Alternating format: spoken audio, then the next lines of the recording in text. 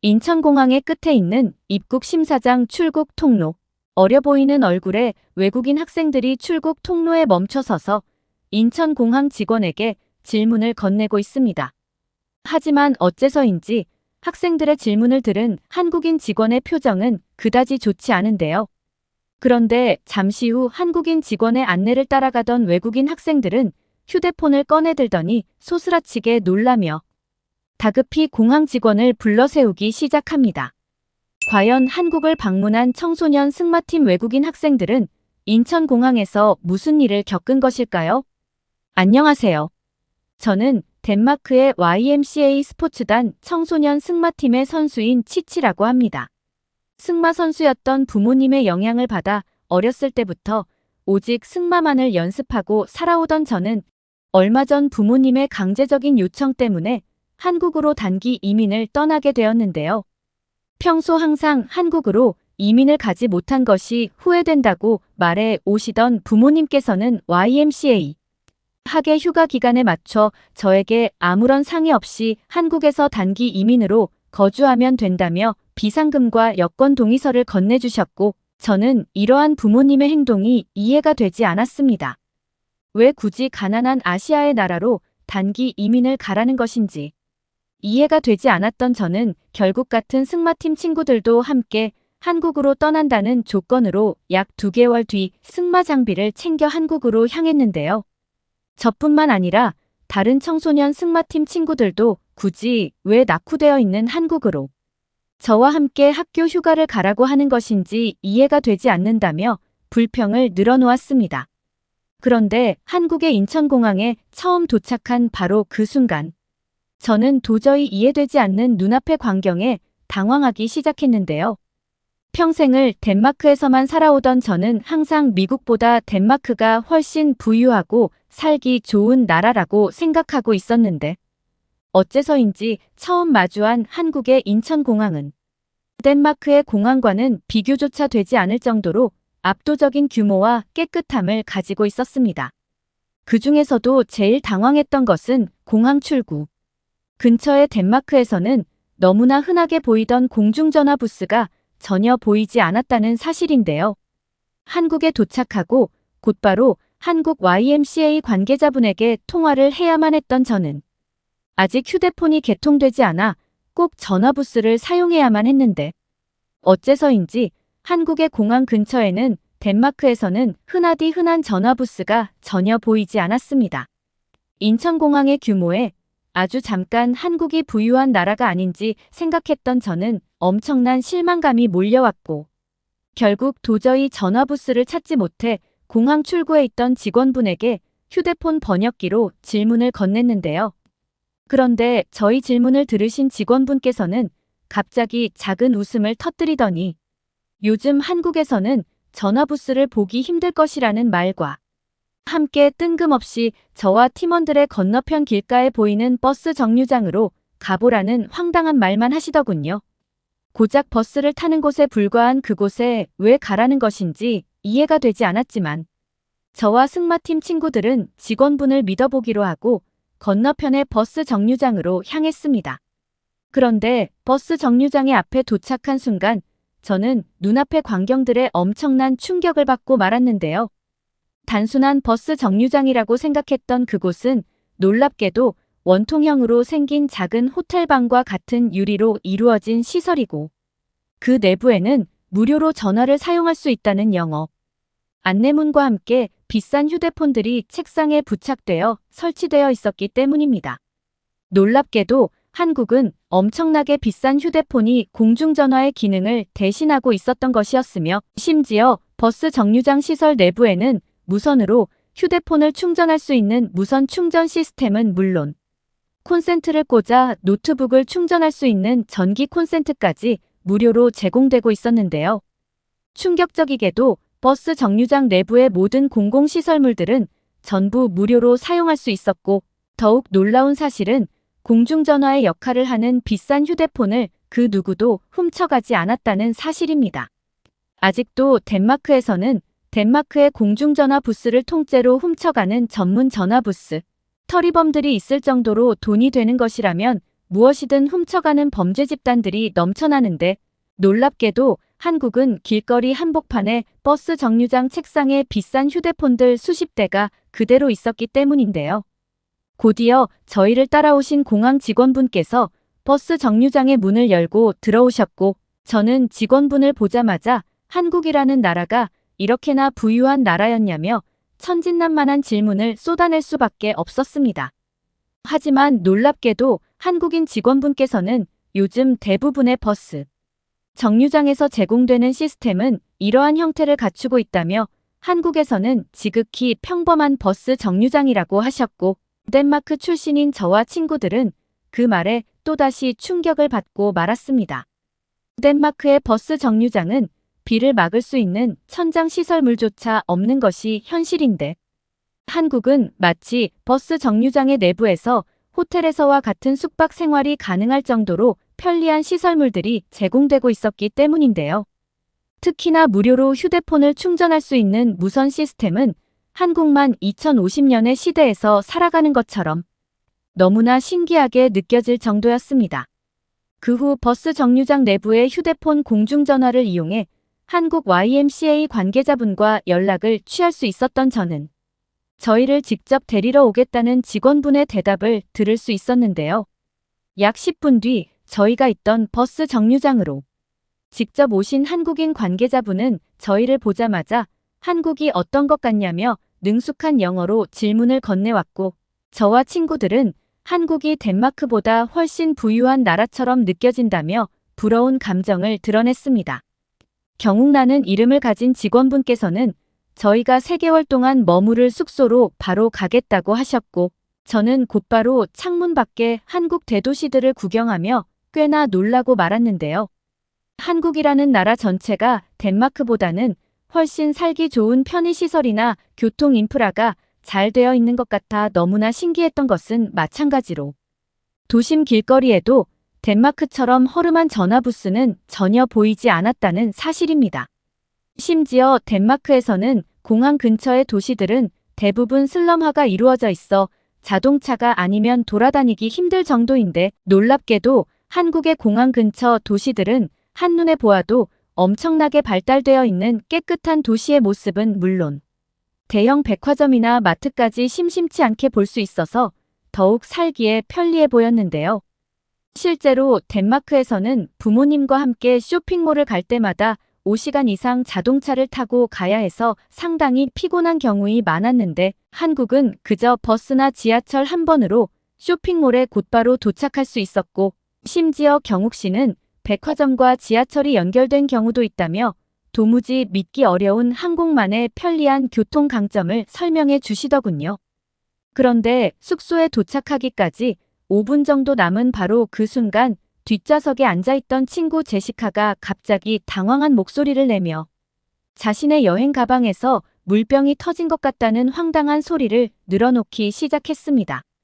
급히 여행 가방의 지퍼를 열어 살펴보니 제시카가 들고 다니던 음료수의 병이 완전히 깨져 여권과 지갑은 젖어버리는 것은 물론 깨진 파편으로 인해 가져온 승마복들도 못 입을 정도의 상태가 되어버렸고 저와 친구들은 상당히 당황하고 말았는데요.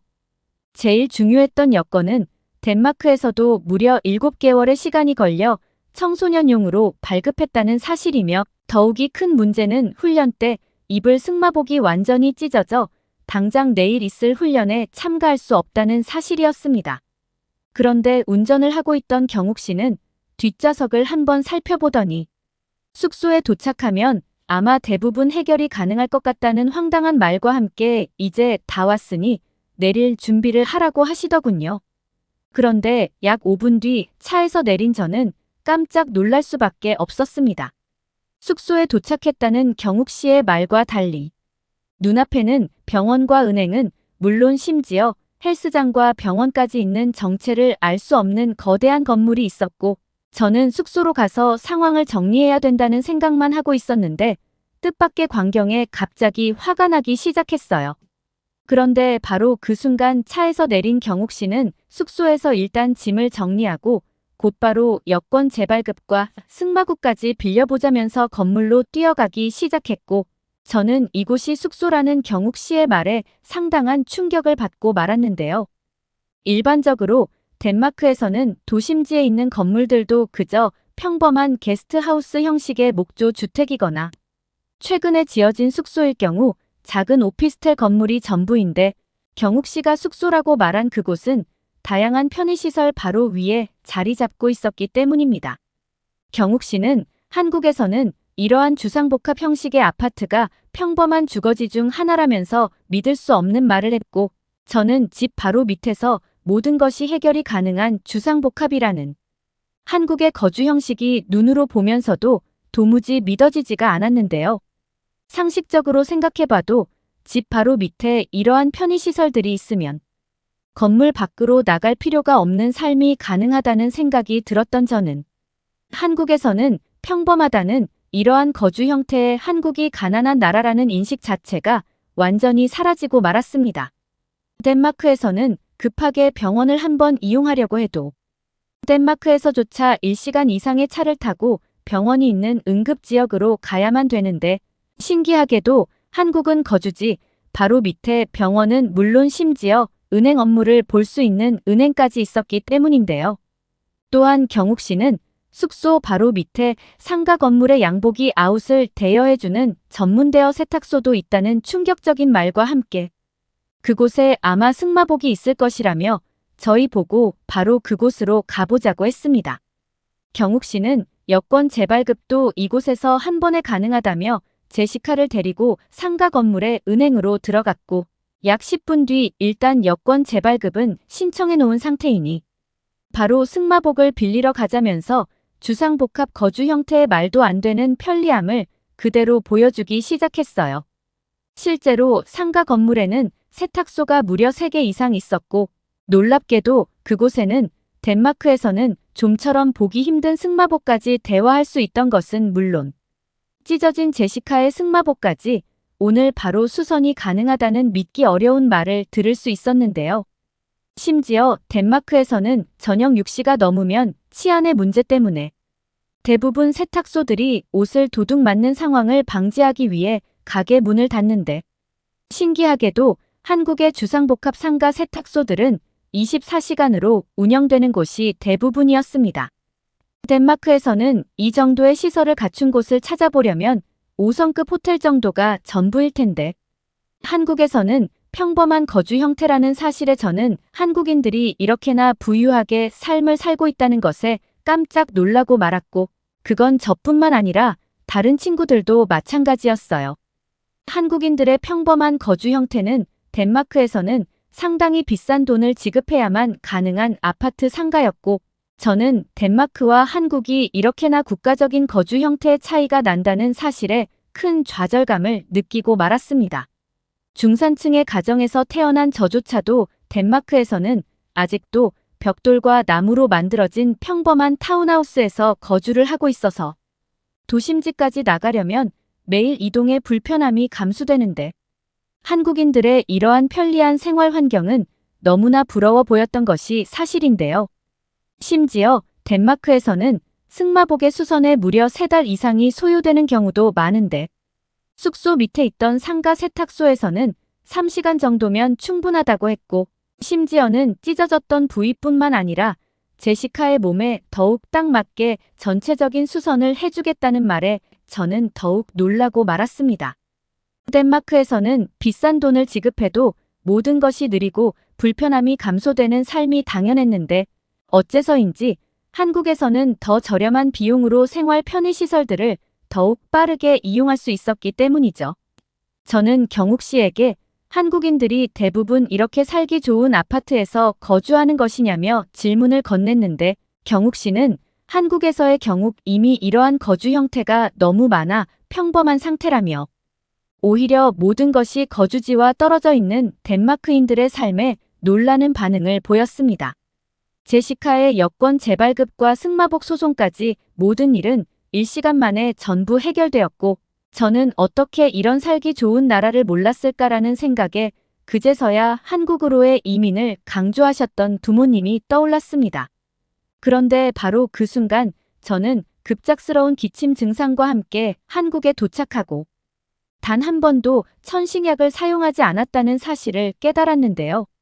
하지만 아무리 찾아봐도 가방에는 덴마크에서 가져온 천식약이 보이지 않았고 저는 점점 심해지는 기침 증상에 결국 경욱 씨에게 차를 운전해 줄 수 있냐며 약국에 가야 될 것 같다는 말을 했습니다.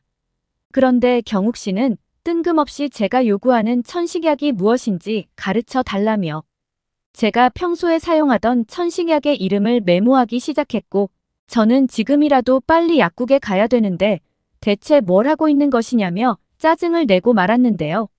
하지만 경욱 씨는 잠시만 기다려보라는 말과 함께 휴대폰에 화면을 켜더니 뭔가 하기 시작했고 저는 점점 기침이 심해지고만 있었습니다. 그런데 바로 그때 경욱 씨는 저에게 휴대폰 화면을 들어서 보여주더니 10분 정도만 기다리면 제가 사용하는 천식약이 배달된다는 믿을 수 없는 말과 함께 혹시 모르니 의사와 문자 상담을 진행해보라며 저에게 휴대폰 화면을 보여주었는데요. 놀랍게도 한국에서는 휴대폰으로 병원의 진단과 약의 배송까지 가능한 시스템이 어플로 사용이 가능했고 저는 가만히 누워서 진단명을 말하고 약 처방을 받을 수 있는 한국의 휴대폰 의료 인프라에 크게 당황하고 말았습니다. 상식적으로 생각해봐도 덴마크에서는 몸이 너무 아파도 약을 받으려면 무조건 멀리 있는 병원까지 가서 진단을 받아야만 가능했는데 한국에서는 편안하게 침대에 누워 약의 배송을 기다리기만 하면 됐기 때문인데요. 경욱 씨는 한국의 배달 시스템이 의료업계로도 적용되고 있는 상태라며 몸이 너무 불편한 경우 휴대폰으로도 한국에서는 약을 요청하는 것이 가능하다고 했고 평소 자신이 먹는 약 사진을 찍어서 보내면 자동으로 보내주는 배송 시스템도 있다면서 한국에서만 가능한 놀라운 의료 인프라를 설명해 주시더군요.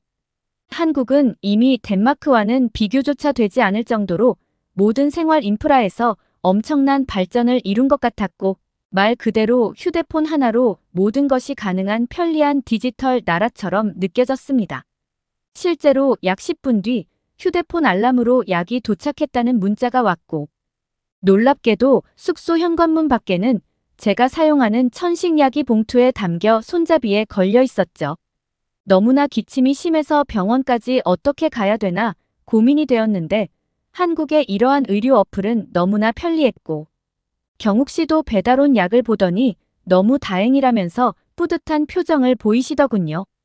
제시카와 저는 말 그대로 숙소에서 모든 것들을 한 번에 해결한 것이었고 곧바로 그 뒤 제시카의 승마부까지 수선이 완료되었다며 세탁업체에서는 손수 옷을 가져다 주시기까지 했습니다.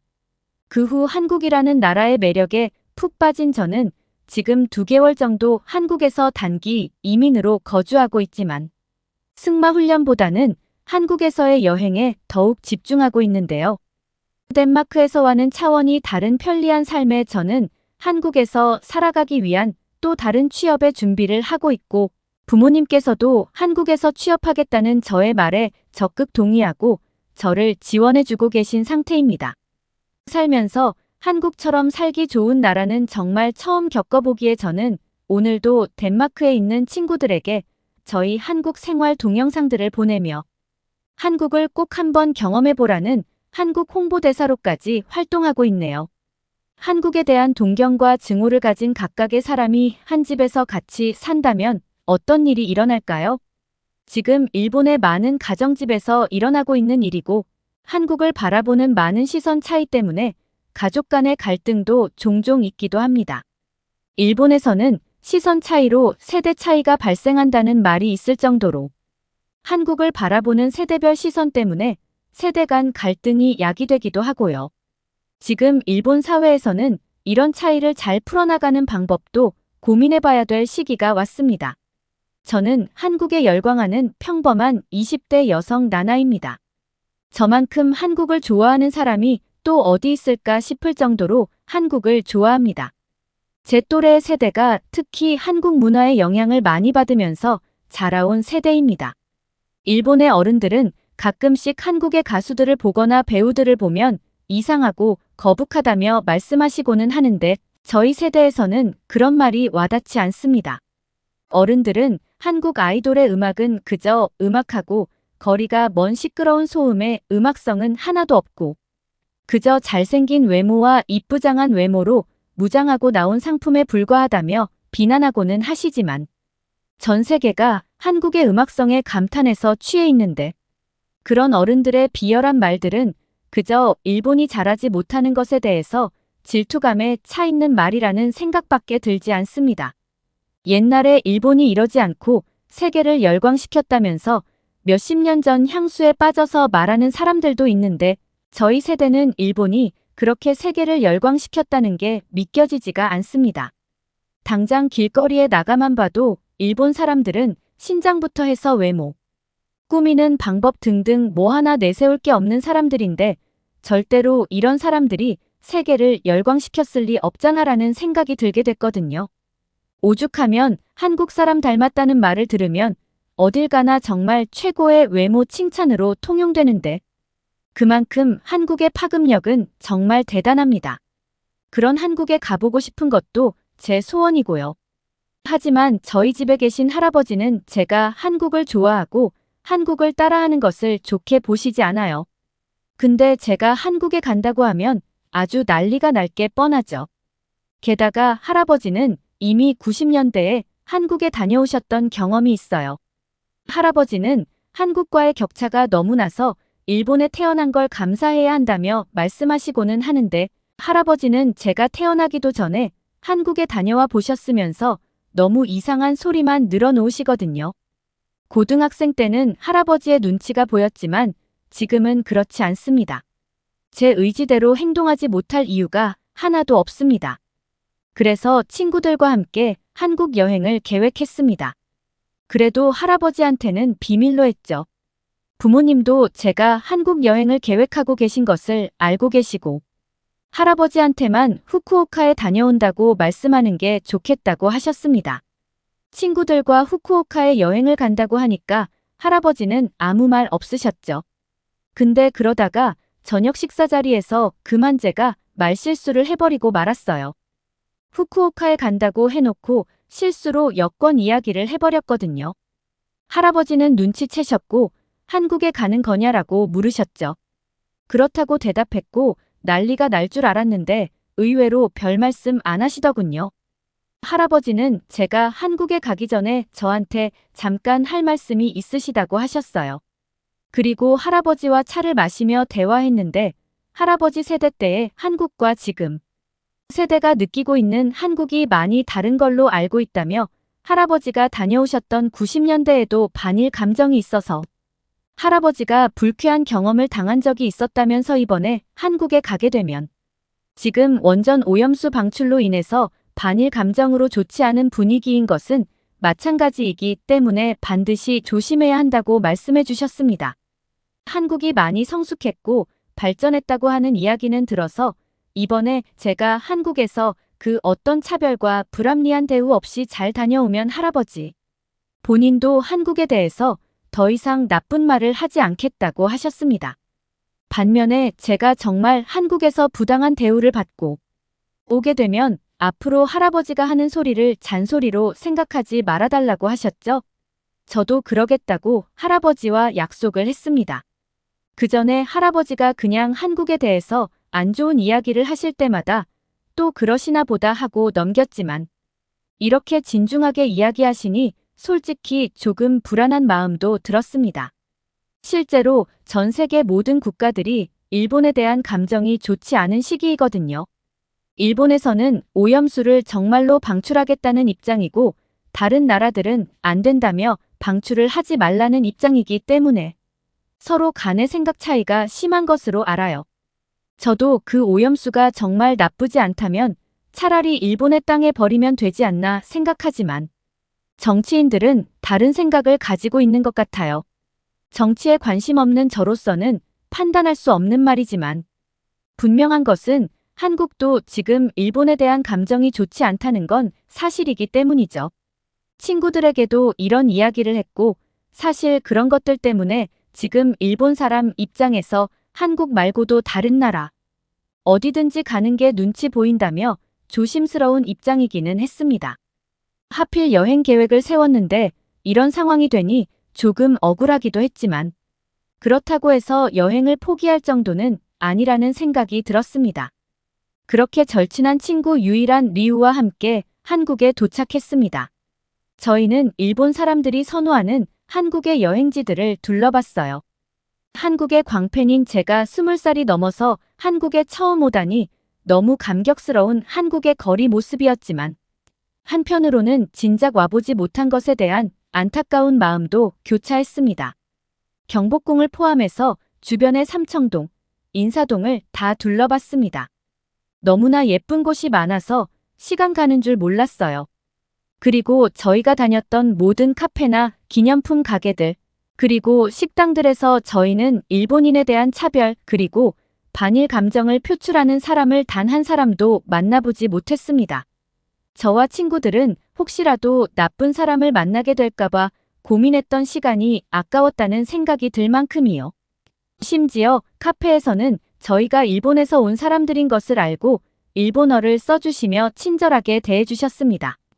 관광지랑 전혀 상관없는 숙소 근처였는데 카페 점원은 자신이 일본어 공부를 했었다며 진심으로 저희를 반겨주는 눈치였습니다.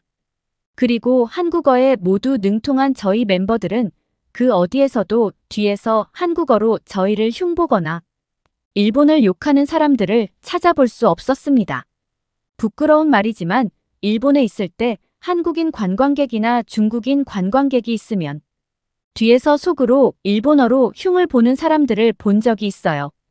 그걸 듣고 있자면 너무나 부끄럽고 같은 일본인으로서 너무나 창피하거든요. 하지만 한국에서는 일본 사람을 오히려 환영해주면 환영해주었지 욕을 하는 사람은 없었습니다. 적어도 저희가 만났던 모든 사람들 모든 장소에서 그랬습니다.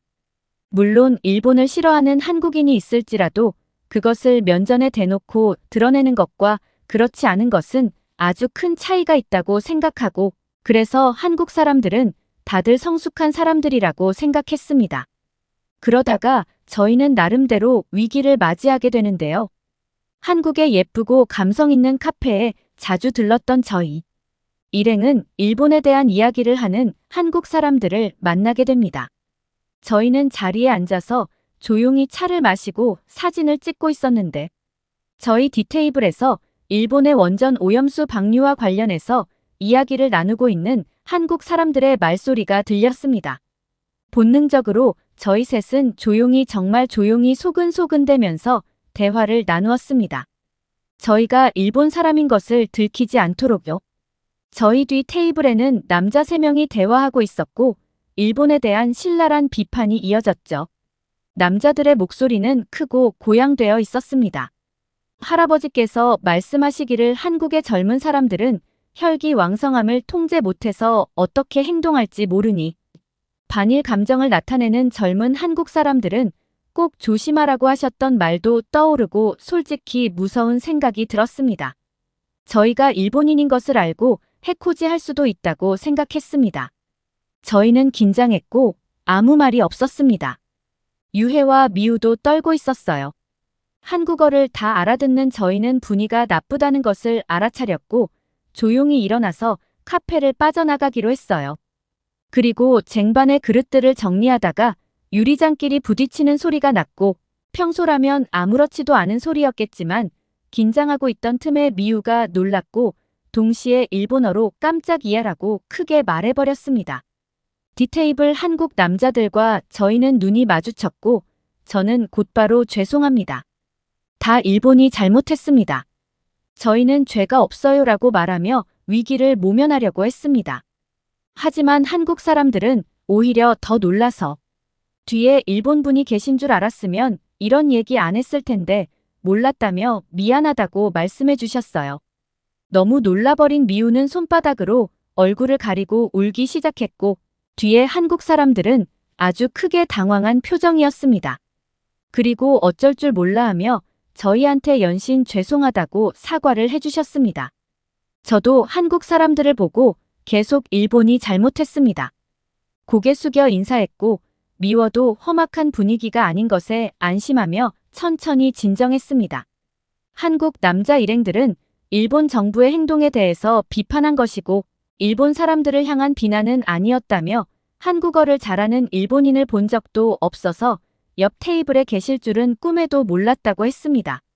자기들이 다른 나라에 여행을 갔는데 한국을 욕하는 사람이 있으면 기분이 나빴을 것이라며 사과의 의미로 조각 케이크를 주문해주고 카페에서 나가겠다고 하셨습니다. 그러면서 자기들 때문에 한국에 대해서 안 좋게 생각하시게 될까봐 너무 미안하다며 끝까지 사과해 주셨습니다. 저와 유희, 그리고 미우도 사실 일본의 행동이 옳다고 생각하지 않고 있었고 그것 때문에 전 세계에서 비난받고 있는 상황도 알고 있습니다. 사실 저희한테 뭐라고 했어도 할 말이 없었을 수도 있어요.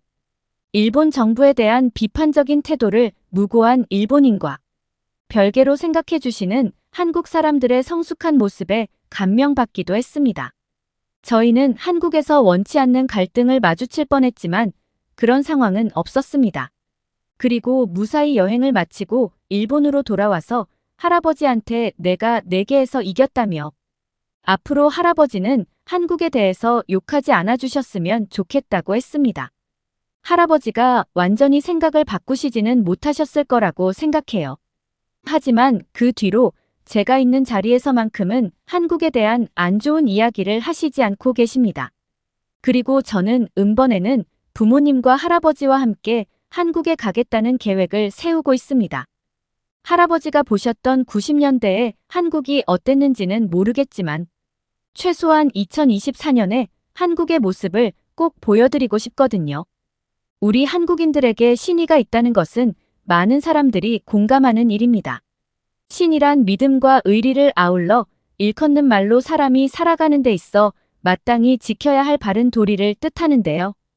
다음 사연은 캐나다에서 사업이 망한 후 한국에서 크게 성공할 수 있었다는 이탈리아 남성의 사연입니다.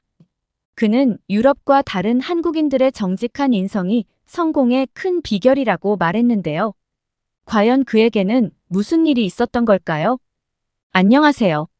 이탈리아 출신 제빵사 바슈트라고 합니다. 나라와 인종을 떠나서 마음이 맞지 않는 파트너와 함께 일한다는 것은 굉장히 힘든 일이에요. 파트너와 의견이 틀어지면서 꺾인 의욕은 쉽게 돌아오지 않을 뿐더러 개인의 성장에도 큰 영향을 주니까 그런 의미에서 저는 참 행운아인 것 같아요. 제일 도움이 필요하고 절망에 빠진 순간 한국을 알게 되었으니까요. 대학교에서 제빵을 전공한 저는 교수님의 추천으로 캐나다에서 내로라 할 정도로 유명한 베이커리에서 일할 수 있었습니다. 학교에서 소수의 정원만이 캐나다로 취업을 할 수 있을 뿐더러 아무런 경력 없이 캐나다의 제빵사로 취업한다는 것은 굉장히 힘든 일이었기에 뿌듯함과 기대감이 컸죠. 캐나다에서 시작될 새로운 삶에 대한 기대감도 높았고요. 처음에는 밴쿠버에서 제빵사로 일한다는 것만으로도 매우 벅차고 설렜는데요. 원래 사람의 일이라는 것이 이상과 현실이 다른 법이잖아요. 밴쿠버에서 일한 지 딱 반년 만에 저는 캐나다라는 나라에 질려버리고 말았네요. 실력으로 인정받지 못한다는 것은 성취감이 중요한 저에게 굉장히 힘든 일이었거든요. 베이커리에서 일하는 제빵사 중 유일하게 이탈리아 출신이라는 점과 아무런 경력이 없다는 것에서 다른 제빵사들이 은근히 무시를 하거나 따돌림을 한다는 것은 그럭저럭 참을 만했어요. 그러나 제빵사로 일을 한 지 2년 동안 제자리인 저와 다르게 들어온 지 6개월도 안 된 신이 제빵사가 저보다 높은 직급으로 승진을 한다는 것은 말이 안 되는 거잖아요. 능력이라도 뛰어나면 수긍을 할 수 있었지만 기본적인 실력을 가졌으면서 단순히 캐나다 출신인 것과 밴쿠버의 유명한 제빵 학과를 나왔다는 것만으로 승진을 한다는 것은 정말로 참을 수가 없었죠. 제빵사들의 부조리한 모습에 힘들어할 무렵 위로가 되어주는 것은 생강 벤치에 앉아 먹는 젤라토였어요. 단순히 아이스크림을 먹는 것이 뭐 그리 위로가 되냐고 생각하실 수도 있지만 저에게는 젤라토를 먹으며 사색이 잠겨있는 그 시간이 더없이 큰 위로가 되더라고요. 그리고 젤라토를 먹으면서 더 다양한 맛이 있다면 좋겠다는 생각을 가지고 되었고 이를 계기로 직접 젤라토를 만들게 되었네요. 대학교에서 젤라토를 만드는 법을 이론적으로 배우기는 해서 어렵지 않을 거라 여겼던 것은 큰 착각이더군요. 젤라토를 만드는 법 자체는 어렵지 않았지만 특유의 쫀득쫀득한 식감을 내는 것은 매우 어려운 일이었으니까요. 3달 정도 애를 먹은 끝에 간신히 이를 극복할 수 있었고요. 처음에는 혼자서 젤라토를 팔 생각은 전혀 하지 않았는데요. 방을 같이 쓰던 룸메이트는 물론 룸메이트의 친구들 역시도 하나같이 제가 만든 젤라토의 맛이 일품이라며 칭찬을 해주었기에 자연스럽게 가게를 내고 싶다는 생각이 들었습니다. 그래서 제빵사 일을 그만두고 젤라토 장사를 하기 시작한 것이죠. 자릿세를 생각하면 밴쿠버의 도심 지역과 살짝 떨어진 8구 정도에서 장사를 시작하는 것이 맞았지만 그럴 경우 홍보가 잘 되지 않을 것 같더라고요. 아무래도 젤라또는 현지인보다는 밴쿠버로 여행을 온 관광객들에 더 많이 사 먹는 경향이 있었기에 비싼 자릿세에도 불구하고 밴쿠버 안에서도 번화가에 가까운 육구에서 젤라토 장사를 시작하게 되었네요. 그리고 저희 예상은 정확히 맞아떨어졌습니다. 밴쿠버 중심가에 잘 알려진 레스토랑들의 줄을 서면서 간간히 젤라토를 사 먹은 것이었어요.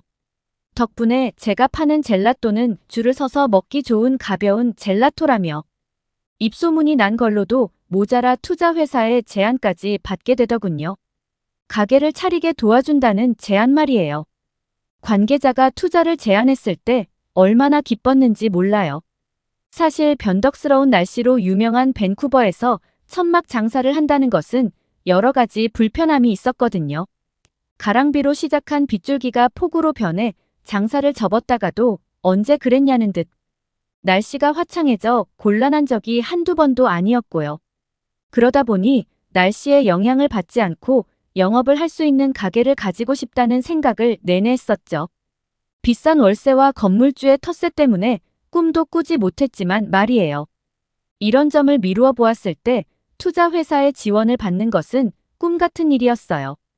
투자회사에서는 젤라토 맛이 평준화된 요즘 다른 가게들과 다르게 색다른 맛을 내는 것에서 상품 가치가 크다며 칭찬을 아끼지 않았기에 더없이 행복했습니다. 항상 이방인이라며 무시를 받던 캐나다에서 인정을 받은 것은 처음이었으니까요. 이제 가게 오픈 준비만 완료된다면 앞으로 즐거운 일만 가득할 거라 여겼는데요. 막상 회사에서 투자를 받고 난 후가 더 힘들더군요. 제일 큰 문제점은 회사에서 저희 의견을 전혀 반영해주지 않는다는 것이었어요. 제가 원하는 바나 개선해야 할 상황을 말할 때면 오히려 회사 쪽에서 의아해하며 자기들이 만들어준 매뉴얼대로 따르라고 대놓고 지시를 하기도 했죠. 회사 측에서는 캐나다에서 얼마 살지도 않은 뜨내기 주제에 경제적 지원을 해준 자신들에게 반항한다고 생각을 하는 것 같았어요. 의견을 내세울 때마다 회사 쪽에서는 몇 번이나 퇴짜를 내놓았고 이 때문에 저는 가게 인테리어부터 작은 숟가락까지 제 마음대로 할 수 있는 것이 아무것도 없었습니다. 더 중요한 것은 회사 측에서 SNS를 금지시킨 것이었어요. 지금까지 SNS를 통해 젤라토 홍보를 하던 저의 입장에서는 마른 하늘에 날벼락이 내리는 일이었죠.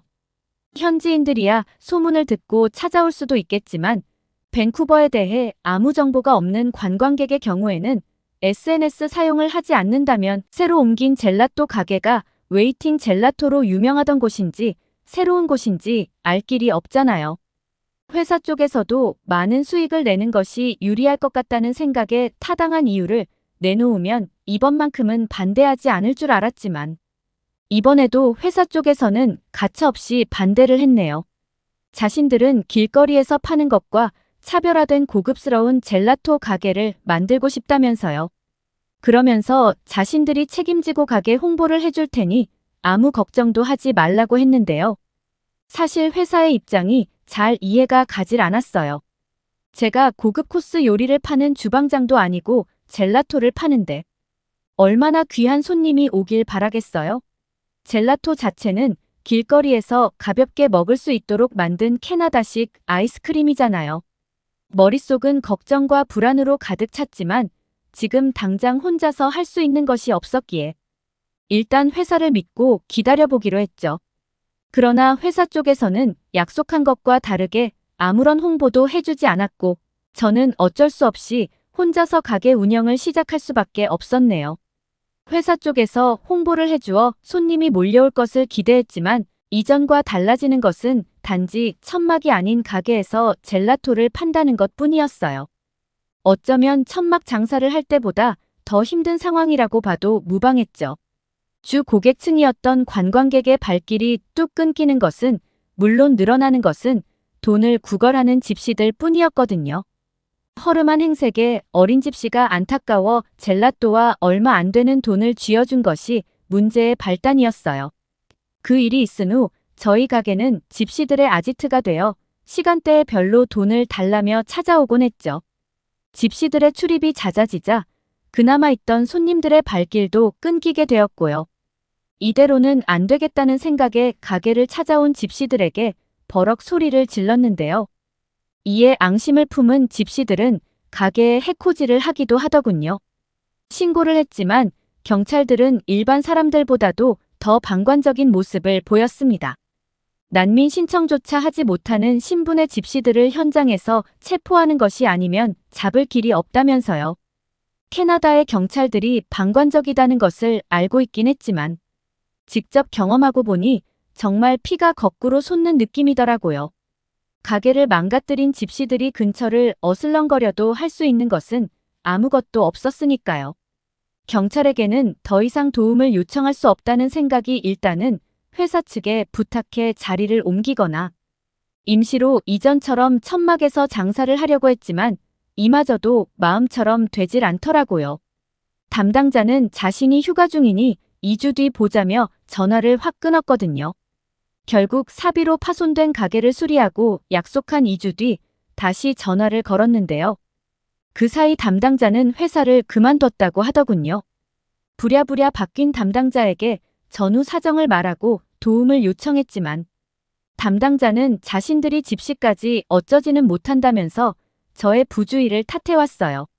그러면서 매출 부진을 이유로 계약 종료를 요구했고요.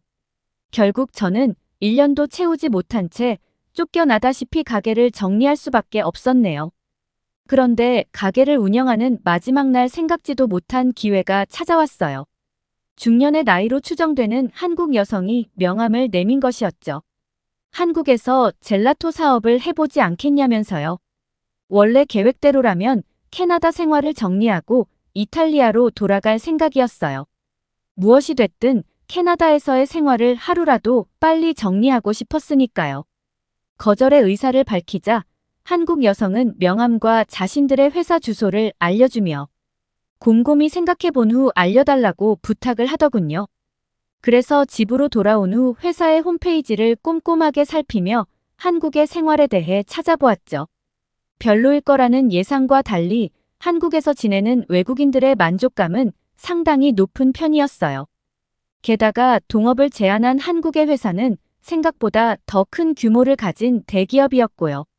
어차피 이탈리아로 돌아간다고 해도 다시 젤라토 사업을 할 수 있을지 불분명했기에 한국에 가겠다고 결심을 하게 되었죠.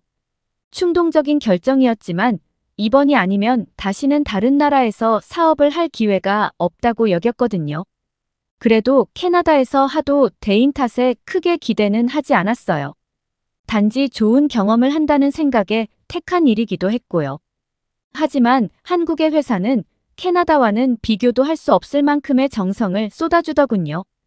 호텔비부터 비행기 티켓까지 지원을 한 것도 흠칫했지만 더 놀라운 것은 제 가게에 대해 철저하게 계산을 했다는 것이었어요.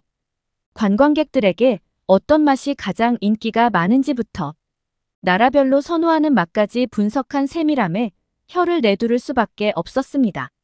가게 사장인 저조차도 이렇게 상세히 나라별로 잘 팔리는 맛이나 연령대, 별로 선호하는 맛 같은 것은 전혀 고려를 하지 않았으니까요. 담당자는 일단 매장을 작게 차려 고객들의 반응을 먼저 살핀 뒤 최종적으로는 오프라인으로도 젤라토를 판매할 수 있도록 만들자고 제안을 하더군요. 그러면서도 제가 원하는 방향을 말할 수 있도록 배려를 해주었어요. 자신의 의견을 내놓으며 따르기를 강요하는 캐나다와는 다르게 한국의 경우에는 해결책을 제시해주되 서로 원하는 방향을 고려하여 타협할 수 있는 선을 만들어준다는 것이 참 인상 깊었습니다. 마케터로 일을 하는 룸메이트가 조언을 해주기를 개인주의 성향이 강한 한국과 일을 하다가는 독단적으로 내리는 결정이 매일 따라야 하는 로봇이 될지도 모른다고 했지만 오히려 한국은 자신의 의견을 중요하게 생각하는 만큼 다른 사람의 의견 역시도 똑같이 존중해주는 것 같았어요. 인종과 나라에 상관없이 말이에요. 같이 일하게 될 파트너가 존중을 하고 배려를 해준다는 것만으로도 한국에 갈 이유는 충분했기에 더 고민할 것도 없이 취업 비자를 받아 한국으로 향하게 되었네요. 처음 시작한 한국 생활은 충격 그 자체였습니다. 첫 번째로 어디를 가던 인터넷이 빠르게 터진다는 사실이 좀처럼 믿기지가 않았고요. 이탈리아의 경우에는 워낙 인터넷이 느리다 보니 사람들의 대부분은 공공장소를 이용하며 핸드폰이 아닌 책을 보곤 했거든요.